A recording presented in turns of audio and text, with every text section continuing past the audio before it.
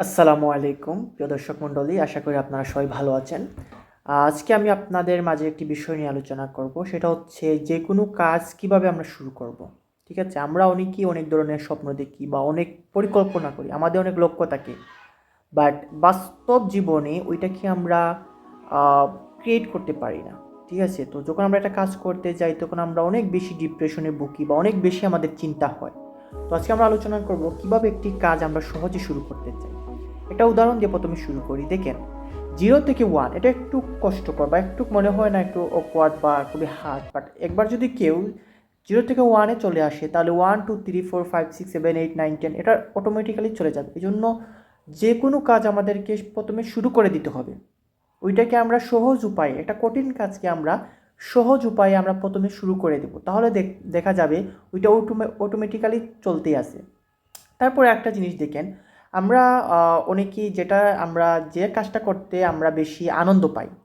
Suppose অনেকে আছে যারা গেম খেলে বা মোবাইল ফোন ইউজ করে বা বন্ধুদের সাথে আড্ডা দেয়, ওইটা হচ্ছে একটা আনন্দময় মুহূর্ত বা ওইটাতে কোনো প্রেশার থাকে না, তো ওই কাজটা করতে সবাই একটু বেশি এক্সাইটেড থাকে।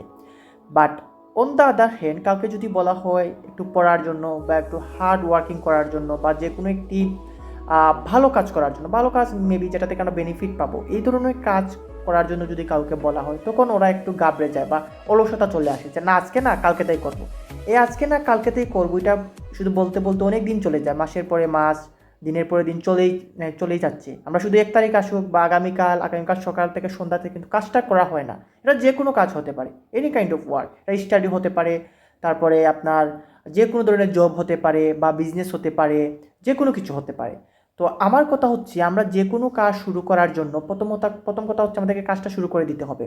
আর যারা স্টাডি রিলেটেড, যদি কোনো ধরনের আমাদের গোল থাকে বা যে কোনো একটি আমরা প্ল্যান থাকে, তখন আমাদের কী করতে হবে, পড়া শুরু করে দিতে হবে।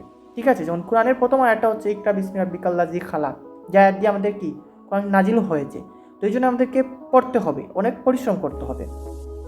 If you work hard, success will come.